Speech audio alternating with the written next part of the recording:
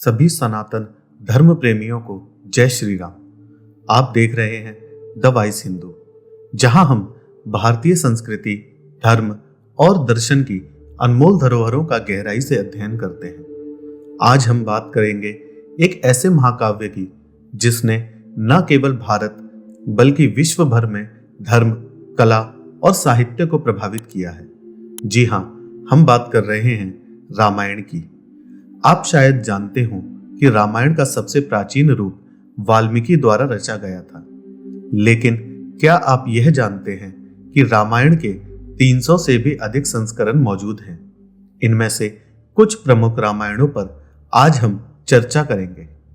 इन ग्रंथों की रचना विभिन्न भाषाओं और संस्कृतियों में हुई है, जो अलग अलग धार्मिक और दार्शनिक दृष्टिकोणों को उजागर करती है। हर रामायण अपने समय, स्थान और समाज के अनुरूप राम कथा का एक अनूठा स्वरूप प्रस्तुत करती है। आज हम जानेंगे वाल्मीकि रामायण की गहराई, रामचरितमानस की भक्ति, कंब रामायण की तमिल महिमा और जैन रामायण का अहिंसा संदेश।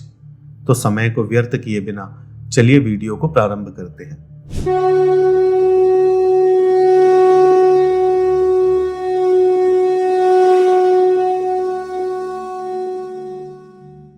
वाल्मीकि रामायण, इसकी रचना महर्षि वाल्मीकि ने संस्कृत भाषा में की है। यह रामायण का सबसे प्राचीन और मूल संस्करण माना जाता है। यह महाकाव्य न केवल भगवान राम के जीवन को मर्यादा पुरुषोत्तम के रूप में प्रस्तुत करता है, बल्कि धर्म, सत्य और कर्तव्य के आदर्शों को भी उजागर करता है।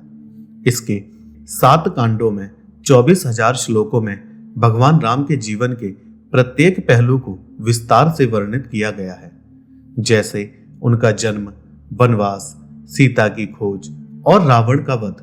वाल्मीकि रामायण में करुणा, शौर्य और निष्ठा का अद्भुत समन्वय है, जो इसे न केवल धार्मिक ग्रंथ बनाता है, बल्कि जीवन जीने की कला सिखाने वाला एक दार्शनिक ग्रंथ भी बनाता है। इस महाकाव्य का प्रभाव केवल भारत में ही नहीं, बल्कि दुनिया के विभिन्न हिस्सों में भी देखा गया है, जहां इसे सत्य और धर्म के प्रतीक के रूप में सम्मानित किया जाता है। रामचरितमानस, इसकी रचना गोस्वामी तुलसीदास जी ने अवधी भाषा में की है। रामचरितमानस गोस्वामी तुलसीदास द्वारा 16वीं शताब्दी में अवधी भाषा में रचित एक महाकाव्य है, जो उत्तर भारत में रामायण का सबसे लोकप्रिय संस्करण है। इसे भक्ति काल के प्रमुख ग्रंथों में गिना जाता है और यह रामकथा को भक्ति, प्रेम और आदर्श जीवन की भावना के साथ प्रस्तुत करता है। रामचरितमानस में भगवान राम को विष्णु के अवतार के रूप में चित्रित किया गया है, जो मर्यादा, त्याग और धर्म के आदर्शों का प्रतीक है। यह ग्रंथ 7 कांडों में विभाजित है, जिसमें भगवान राम के जन्म से लेकर उनके राज्याभिषेक तक की कथा है। तुलसीदास ने इसे सरल भाषा में लिखा ताकि इसे आम जनमानस समझ सके और वे राम कथा के आदर्शों को आत्मसात कर सके। इसमें न केवल राम और सीता के आदर्श संबंध को दर्शाया गया है, बल्कि इसमें भक्ति और आध्यात्मिकता का गहरा संदेश भी निहित है। यह ग्रंथ भक्ति आंदोलन का हिस्सा बनकर हर वर्ग के लोगों को जोड़ने का माध्यम बना और आज भी श्रद्धा व आदर के साथ पढ़ा और गाया जाता है। कंबन रामायण, इसकी रचना कवि कंबन ने तमिल भाषा में की।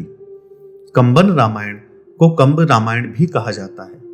यह दक्षिण भारत में बहुत प्रसिद्ध है और भगवान राम को एक दिव्य योद्धा के रूप में प्रस्तुत करता है। कंबन की कविता शैली अत्यंत सजीव और प्रभावशाली है। इसमें रामायण की घटना को अत्यंत नाटकीय और काव्यात्मक शैली में प्रस्तुत किया गया है। कंबन ने रामायण में कई नई कहानियों और संवादों को जोड़ा, जिससे यह तमिल साहित्य का एक अमूल्य रत्न बन गया। आध्यात्म रामायण, इसके रचयिता अज्ञात हैं, लेकिन इसे आदि शंकराचार्य से जोड़ा जाता है और यह भी संस्कृत भाषा में ही लिखा गया। इसमें राम कथा के साथ अद्वैत वेदांत के सिद्धांतों का समावेश है। भगवान राम को ब्रह्म का अवतार माना गया है और यह अधिक दार्शनिक दृष्टिकोण को प्रस्तुत करता है। यह ग्रंथ आत्मज्ञान और मोक्ष के मार्ग को समझाने पर केंद्रित है। आध्यात्म रामायण में भक्ति के साथ साथ गहन दार्शनिक चिंतन भी मिलता है, जो इसे अन्य रामायणों से अलग बनाता है। जैन रामायण या पौमचर्यम, इसके रचयिता आचार्य विमल सूरी जी है और इसे प्राकृत भाषा में लिखा गया। जैन रामायण में राम और लक्ष्मण को मानव रूप में दर्शाया गया है और रावण को एक विद्वान और शक्तिशाली शासक के रूप में प्रस्तुत किया गया है। इसमें हिंसा को कम महत्व दिया गया है और लक्ष्मण को रावण के वध का श्रेय दिया गया है। राम स्वयं जैन मुनि बनकर मोक्ष प्राप्त करते हैं। यह कथा जैन धर्म के अहिंसा और तपस्या के सिद्धांतों को उजागर करती है।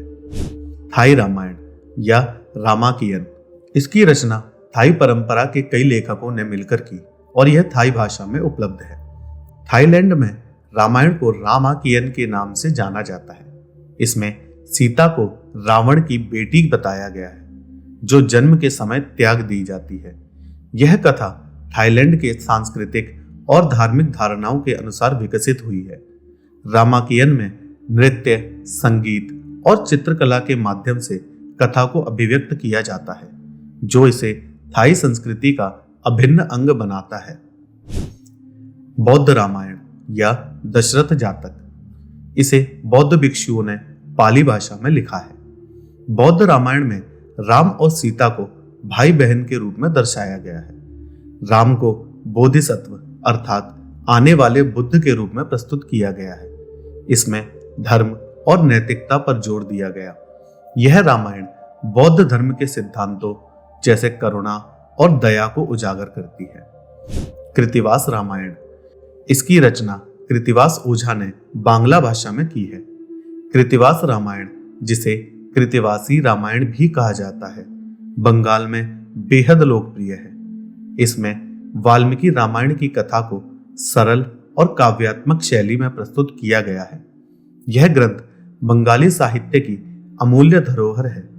इसे धार्मिक अनुष्ठानों में बड़े उत्साह के साथ पढ़ा जाता है। मलयालम रामायण आध्यात्म रामायण का रूपांतरण, इसकी रचना थुनचत्तु एजुथाचन ने मलयालम भाषा में की है। इसे केरल के हिंदू समुदायों में बहुत श्रद्धा के साथ पढ़ा जाता है। इसमें भक्ति और आध्यात्मिकता का अद्भुत समावेश है। यह रामायण केरल की सांस्कृतिक पहचान का प्रतीक है और धार्मिक आयोजनों में महत्वपूर्ण भूमिका निभाती है।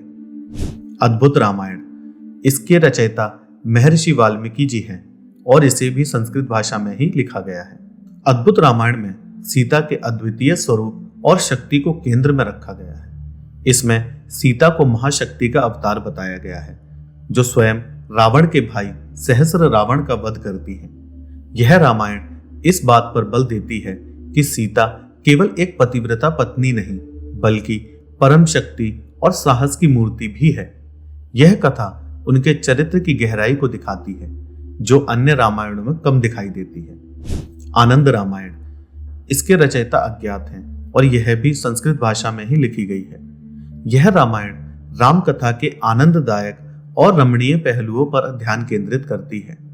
इसमें राम और सीता के विवाह, उनके परिवार के साथ समय बिताने और उनके शांतिपूर्ण जीवन को प्रमुखता दी गई है। आनंद रामायण में कथा को हर्ष और सौहार्द के रूप में प्रस्तुत किया गया है। योग वशिष्ठ रामायण, यह भी महर्षि वाल्मीकि जी द्वारा ही रचित है। यह एक दार्शनिक ग्रंथ है जो राम को उनके युवावस्था के दौरान ऋषि वशिष्ठ के द्वारा दी गई शिक्षाओं पर केंद्रित है। इसमें आत्मज्ञान, योग और अद्वैत वेदांत की गूढ़ बातों को समझाया गया है। यह ग्रंथ जीवन के गहन प्रश्नों का समाधान प्रस्तुत करता है और आत्मा के वास्तविक स्वरूप को समझाने में सहायक है। प्रमुख अंतर विभिन्न रामायणों में। राम का स्वरूप, वाल्मीकि और तुलसीदास रामायण में राम को विष्णु का अवतार माना गया है, जबकि जैन और बौद्ध रामायण में राम को एक आदर्श मानव के रूप में चित्रित किया गया है। रावण का चित्रण, हिंदू रामायण में रावण को अधर्म और अहंकार का प्रतीक माना गया है। जैन रामायण में रावण को विद्वान और धर्मप्रिय बताया गया है। मोक्ष का सिद्धांत, जैन और बौद्ध रामायण में राम, लक्ष्मण और रावण के मोक्ष पर अधिक जोर दिया गया है। हिंदू रामायण में भगवान राम की लीलाओं पर ध्यान केंद्रित किया गया है। सीता का चरित्र। अधिकांश रामायणों में सीता राम की पत्नी है। थाई और बौद्ध रामायण में उनके चरित्र को अलग दृष्टिकोण से प्रस्तुत किया गया है। तो साथियों, यह थी विभिन्न रामायणों की अद्भुत यात्रा। रामायण केवल एक कथा नहीं है, यह धर्म, संस्कृति और दर्शन का ऐसा संगम है जिसने पूरे मानव समाज को नैतिकता, करुणा और धर्म के मार्ग पर चलने की प्रेरणा दी है। यह रामायण हमें सिखाती है कि जीवन में सत्य, धर्म और कर्तव्य के पथ पर चलना ही सच्चा आदर्श है। चाहे वह वाल्मीकि रामायण का आदर्शवाद हो, तुलसीदास की भक्ति हो या कंबन की दिव्यता, हर कथा में राम और सीता के चरित्र हमें जीवन के गहरे प्रश्नों का उत्तर देते हैं।